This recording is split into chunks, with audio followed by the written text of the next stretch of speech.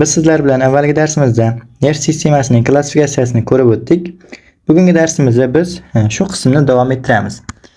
Ya'niki biz nerv sistemasini qayerda hamda qayerlarni innervatsiya qilishiga ko'ra klassifikatsiya qildik. Ya'ni markaziy nerv sistemasi hamda periferik nerv sistemasi. Markaziy nerv sistemasiga biz bosh miya hamda orqa miyani kiritgan edik. Periferik nerv sistemasiga esa shu bosh hamda orqa miyadan chiquvchi nerv tolalarini kiritgan edik. Periferik nerv sistemasini ham qayerlarni innervatsiya qilishiga ko'ra yana guruhlarga bo'lgan edik. Bular somatik nerv sistemasi, ya'ni skelet muskullarini innervatsiya qiluvchi somatik nerv sistemasi hamda avtonom nerv sistemasi, ya'ni ichki organlarni innervatsiya qiluvchi nerv sistemasi. Avtonom nerv sistemasini ham yana efferent tolasini tuzilishiga ko'ra guruhlarga bo'lgan edik. Bular simpatik nerv sistemasi hamda parasimpatik nerv sistemasi. Parasimpatik nerv sistemasi bir qo'shimcha ravishda enterik nerv sistemasini ham kiritib o'tgan edik. Bugungi darsimizda biz sizlar bilan shu simpatik hamda parasimpatik nerv sistemasi, ularning tuzilishi, qayerlarni innervatsiya qilishi haqida gaplashib o'tamiz. Simpatik va parasimpatik nerv sistemasining bir-biridan farqlarini ko'rib chiqamiz. Demak, bir-biridan nimasi bilan farq qilish mumkin? Demak, birinchisi joylashishi bilan. Xo'p, keyingisi nerv tolasining tuzilishi bilan.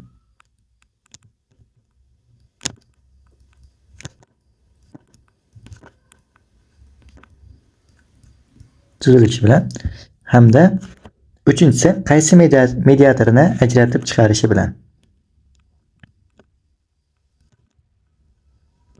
Demak, mediator turiga qarab biz bir-biridan farqlashimiz mumkin. Demak, simpatik nerv sistemasi, bu tarafga parasimpatik nerv sistemasi.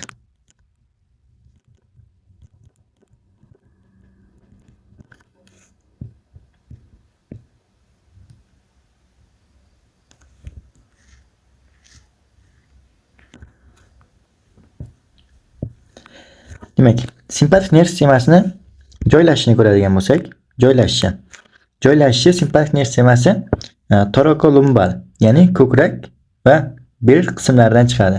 Ya'ni orqa miyaning ko'krak va bel segmentlaridan ajralib chiqadi simpatik nerv sistemasi. Neyronlarining tuzilishiga keladigan bo'lsak, neyronlarining tuzilishi demak quyidagicha. Demak,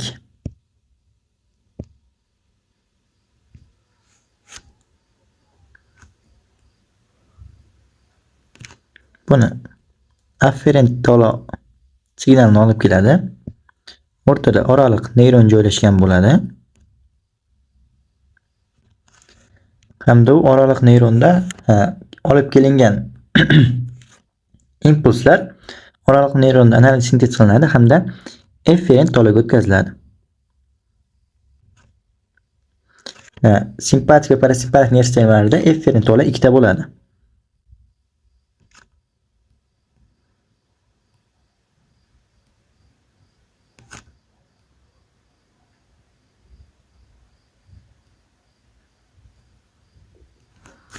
Demak,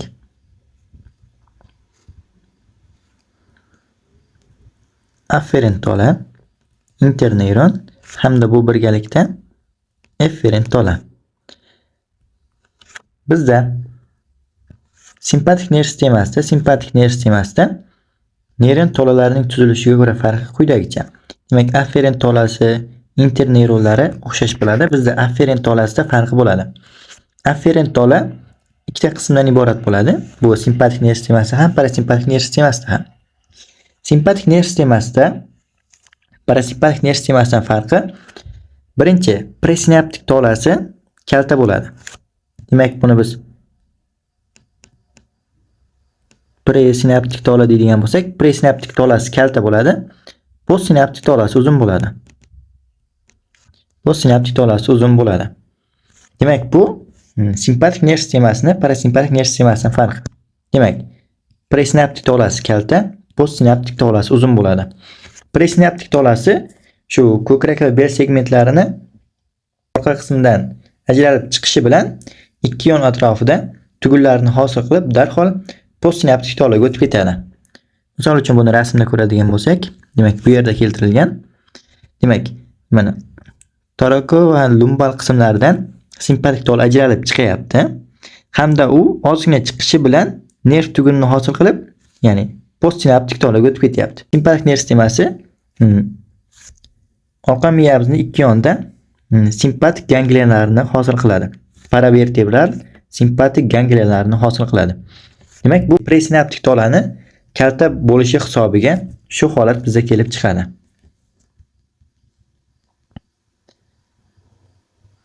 Endi bu nerv sistemasini, demak, simpatik nerv sistemasini neyron tolalarining tuzilishiga ko'ra farqlaydi. Bu mediatoriga ko'ra farqi qanday bo'ladi? Mediatoriga ko'ra farqi bizda presinaptik tola har doim xolinergik bo'ladi. Xolinergik. Ya'ni o'zidan asetilxolin mediatorini ishlab chiqaradi. Postsinaptik tola esa simpatik nerv sistemasida adrenergik bo'ladi. Adrenergik. Hamda u o'zidan noradrenalin mediatorini ishlab chiqaradi. Demak, bu simpatik nerv sistemasida. Parasimpatik nerv sistemasida qanday bo'ladi? Parasimpatik nerv sistemasida joylashishi kraniosakral, ya'ni bizni bosh qismimizdan hamda dumg'azaq qismimizdan ajralib chiqadi. Neyronlarning tuzilishi quyidagicha bo'ladi.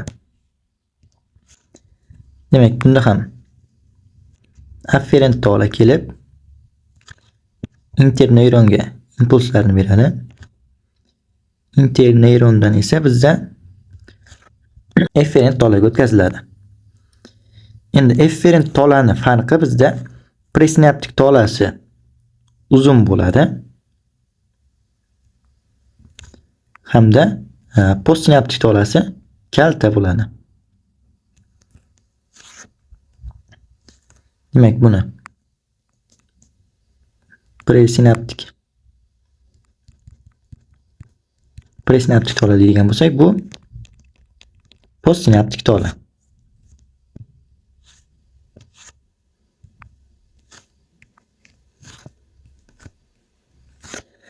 Demak, simpatik nerv sistemasidan farqi presinaptik tolasi bunda uzun bo'lyapti, parasimpatik nerv sistemasida. Simpatik nerv sistemasi esa presinaptik tolasi kalta bo'lyapti. Parasimpatik nerv sistemasida postsinaptik tola kalta bo'lyapti. Simpatik nerv sistemasida esa postsinaptik tola uzun bo'lyapti. Endi mediatoriga ko'ra farqi. Demak, parasimpatik nerv sistemasida ham presinaptik tola ham xolinergik, postsinaptik tola ham xolinergik bo'ladi. Ya'ni ikkalasi ham bizda asetilxolin mediatorini ishlab chiqaradi. Demak, bizda parasimpatik nerv sistemasida presinaptik tola ham, postsinaptik tola ham xolinergik bo'ladi. Demak, bu simpatik va parasimpatik nerv sistemasining farqi. Demak, takrorlab oladigan bo'lsak, qisqacha simpatik nerv sistemasida demak, joylashishi torokolumbal, parasimpatik nerv sistemasi esa kraniosakral. Neyronlarning tuzilishiga ko'ra efferent tolani presinaptik tolasi kalta bo'ladi, simpatik nerv sistemasi postsinaptik tolasi uzun bo'ladi. Parasimpatik nerv sistemasida presinaptik tolasi uzun, postsinaptik tolasi kalta bo'ladi. Endi mediatoriga ko'ra farqi. Simpatik nerv sistemasini presinaptik tolasi xolinergik, postsinaptik tolasi esa adrenergik bo'ladi. Parasimpatik nerv sistemasida esa presinaptik tola ham, postsinaptik tola ham xolinergik bo'ladi. Hamda o'zidan asetilxolin mediatorini ishlab chiqaradi. Demak, bu simpatik va parasimpatik nerv sistemasini bir-biridan farqi. Demak, bu rasmda bizda simpatik va parasimpatik nerv sistemasini joylashishi ko'rsatilgan. Demak, simpatik nerv sistemasi bizda aytdik, torokolumbal, ya'ni orqa miyaning ko'krak hamda bel segmentlaridan chiqadi. Hamda bularning postsinaptik, presinaptik tolasi kalta bo'lganligini hisobiga bizda umurtqalarimizning ikki yonida paravertebral sinaptik gangliyalarni hosil qiladi. Bizda parasimpatik nerv sistemasi esa bizda kraniosakral bosh qismimizdan hamda sakral qismimizdan, ya'ni dumg'azaq qismimizdan chiqadi. Hamda o'sha yerda joylashgan a'zolarni innervatsiya qiladi. Demak, bu simpatik va parasimpatik nerv sistemasini bir-biridan farqlari. Demak, hozir simpatik nerv sistemasi haqida gaplashib o'tadigan bo'lsak. Demak, lokalizatsiyasi yuqorida ham ko'rdik. Torokolumbal ko'krak va bel segmentlaridan chiqadi. Ikkita efferent tola chiqadi.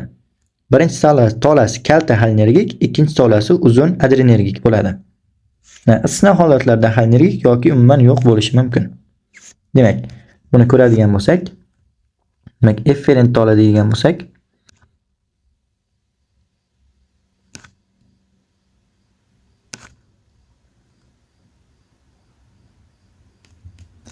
demak, buni umumiy holatda efferent tola deb ataydigan bo'lsak, efferent tolasini, demak, bunisi presinaptik tola, bunisi postsinaptik tola. Demak, presinaptik tolasi aytdik. Birinchi tolasi kalta bo'ladi. Ya'ni presinaptik tolasi kalta. Postsinaptik tolasi bo'ladigan bo'lsa, aytdik, ikkinchi tolasi uzun bo'ladi dedik. Endi mediatorni ajratib chiqarishga ko'ra, demak, presinaptik tolasi xolinergik bo'ladi, o'zidan asetilxolin mediatorni ishlab chiqaradi. Postsinaptik tolasi esa adrenergik bo'ladi hamda o'zidan noradrenalin mediatorini ishlab chiqaradi. Demak, bu simpatik nerv sistemasining tuzilishi. Endi bizda buni istisno holatlar bor. Istisno holatlar. Bular qaysilari bo'lishi mumkin? Bular birinchisi ter bezlariga boradigan ikkala tola ham xolinergik bo'ladi.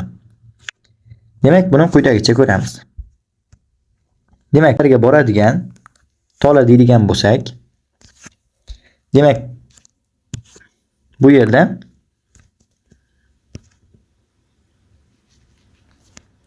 ter bezlari joylashgan deylik. Bizda bu yerda ter bezlarida M3 xoliner reseptorlari joylashgan bo'ladi.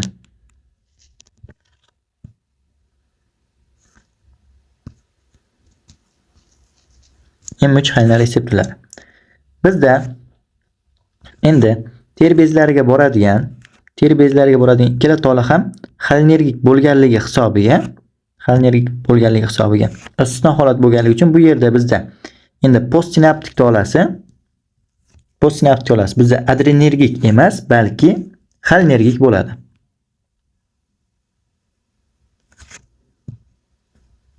Demak, bu ham xolinergik tola bo'ladi. Hamda o'zidan asetilxolin mediatorini ishlab chiqaradi. Hamda asetilxolin bu M3 xoliner reseptorlarini stimullaydi hamda ter ajralishini stimullab beradi.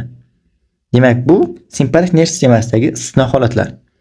Demak, simpatik nerv sistemasida ikkinchi tolasi, ya'ni postsinaptik tolasi xolinergik ham bo'lishi mumkin ekan.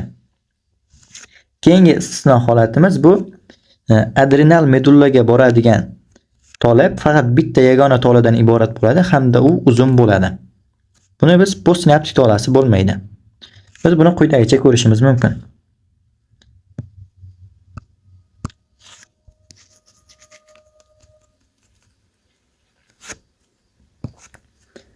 Demak,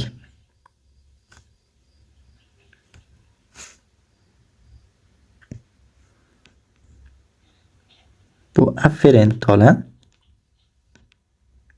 kelib oraliq neyronga impuls berdi. Oraliq neyron esa o'zidan keyin efferent tolaga impulsni uzatadi. Bizda efferent tola uzun bo'ladi. Hamda u bizda buyrak usti bezining adrenal medulla qismiga innervatsiya beradi. Ya'ni bu yerda joylashgan bizda M tipida joylashgan xoliner reseptorlarini stimullaydi.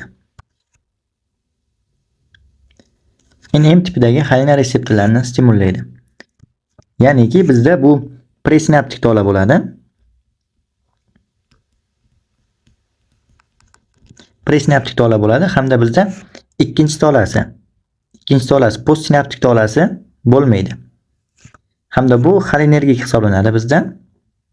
Xolinergik hamda o'zidan asetilxolin mediatorini ishlab chiqaradi.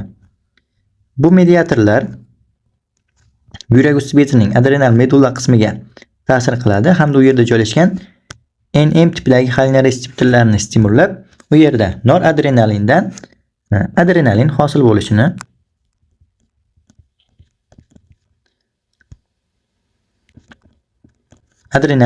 bo'lishini stimullab beradi hamda adrenalin miqdorini orttirib beradi.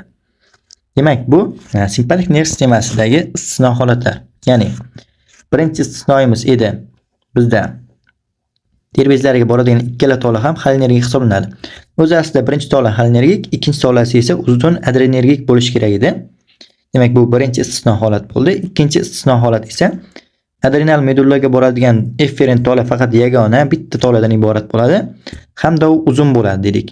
Ya'ni o'zi post presinaptik tolasi simpatik nerv sistemasida kalta bo'lishi kerak edi.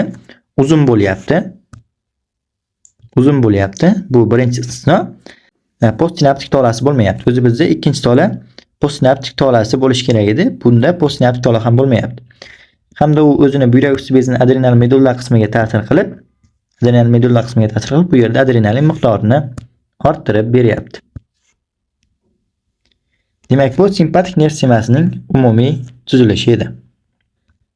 Keyingi qismimiz esa bu parasimpatik nerv sistemasining tuzilishi. Lokalizatsiyasi. Yuqorida aytdik, buni kraniosakral, ya'ni bosh qismimizdan hamda dumg'aza qismimizdan chiqadi. Ikkita efferent tola chiqadi. Buni yuqorida ham ko'rdik. Ikkala tola ham xolinergik bo'ladi. Presinaptik tolasi uzun bo'ladi, postsinaptik tolasi esa kalta bo'ladi. Buni yana chizishimiz mumkin quyidagicha. Afferent tola kelyapti. Interneyron, oraliq neyron hamda efferent tolaga beryapti. Bizda efferent tolani birinchi tolasi uzun bo'ladi. Ikkinchi tolasi kalta bo'ladi. Demak, bu afferent tola, interneyron hamda umumiy holatda efferent tola. Bu presinaptik tola. Bu postsinaptik tola. Postsinaptik tola. Biz buni yana atashimiz mumkin edi. Preganglionar tola yoki bo'lmasam postganglionar tola. Bizda aytdik, ikkala tolasi ham xolinergik, ikkalasi ham xolinergik. Demak, bu ham xolinergik, ya'ni asetilxolin mediatorini ishlab chiqaradi. Postsinaptik tolasi ham xolinergik, bu ham asetilxolin mediatorini ishlab chiqaradi. Demak, presinaptik tolasi uzun bo'ladi, mana uzun bo'lyapti. Postsinaptik tolasi esa kalta bo'ladi. Ya'ni presinaptik tolalar markazlardan chiqib ichki organlarga yetish qismida, ya'ni nishon a'zosiga yetish qismida ular sinaps hosil qilib postganglionar tolaga o'tib ketadi. Ya'ni postsinaptik tolaga o'tib ketadi. Shuning hisobiga bizda postsinaptik tolalar kalta bo'ladi. Presinaptik tolasi esa uzun bo'ladi. Demak, bu parasimpatik nerv sistemasining tuzilishi edi. Endi keyingi qismimiz esa bu enterik nerv sistemasi. Enterik nerv sistemasi ham o'zi asli parasimpatik nerv sistemasining bir qismi sifatida qaraladi. Hamda hazm sistemasini innervatsiya qiladi. Bu jarayon qanday bo'ladi? Bizda hazm a'zolarimiz, ya'ni oshqozonimiz 4 ta qavatdan iborat bo'ladi. Bular shilliq qavat, mukoza, shilliq qavati, submukoza, shilliq osti qavati, keyin muskul qavati hamda seroz qavatlari. Shu 4 ta qismdan iborat bo'ladi. Ya'ni 4 ta qavatga bo'linadi. Bizda submukoza, ya'ni shilliq osti qavatida Meissner chigallari joylashgan bo'ladi. Meissner. Muskul qavatida bo'ladigan bo'lsa, bizda Auerbach chigallari joylashgan bo'ladi. Auerbach.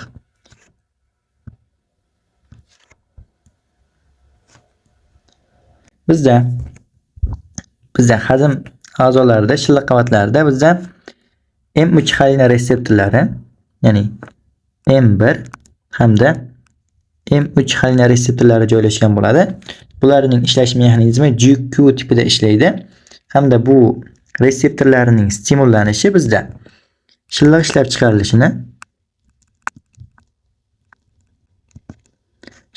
chiqarishini stimullab beradi. Buni avvalgi darsimizda, ya'ni GQ tipida ishlovchi metabotrop reseptorlarning ishlash mexanizmida ham ko'rganmiz. Keyingisi Auerbach chigallari ham muskul qavatida bo'ladi. Muskul qavatlarida bizda M3 xolina reseptorlari joylashgan bo'ladi. M3 xolina reseptorlarining stimullanishi bizda hujayraning ichida kalsiy miqdorini orttirib berish hisobiga bizda muskullarni qisqarishiga sabab bo'ladi.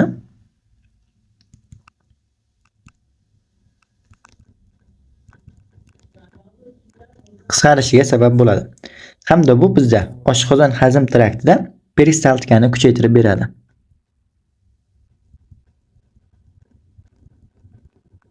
Peristaltikani kuchaytirib beradi. Demak, bu bizda enterik nerv sistemasini ishlash mexanizmi edi. Ya'ni enterik nerv sistemasi bizda Meissner chigalari orqali shilliq ajralishini stimulab beryapti. Ya'ni u yerda joylashgan M1 hamda M3 xanjar reseptorlari orqali shilliq ajralishini stimulab beryapti. Auerbach chigallari orqali bu yerda joylashgan M3 xanjar reseptorlari orqali muskullarni qisqarish hisobiga bizda peristaltikani kuchaytirib beryapti. Demak, bu enterik nerv sistemasini ishlash mexanizmi edi. Enterik nerv sistemasi xuddi parasimpatik nerv sistemasiga o'xshaydi. Ya'ni uning tolalari ham, demak, afferent tola kelib interneyronni stimullaydi. Interneyron esa o'zining tolasini efferent tolaga o'tkazib beradi. Demak, bu ham parasimpatik nerv sistemasini bir qismi sifatida qaralganligi uchun buni presinaptik tolasi uzun bo'ladi. Postsinaptik tolasi esa kalta bo'ladi. Demak, bu presinaptik tola, bu postsinaptik tola. Demak, bu ham parasimpatik nerv sistemasining bir qismi. Demak, sizlar bilan gaplashadigan simpatik va parasimpatik nerv sistemasi haqida gaplashadigan qismlarimiz shular edi.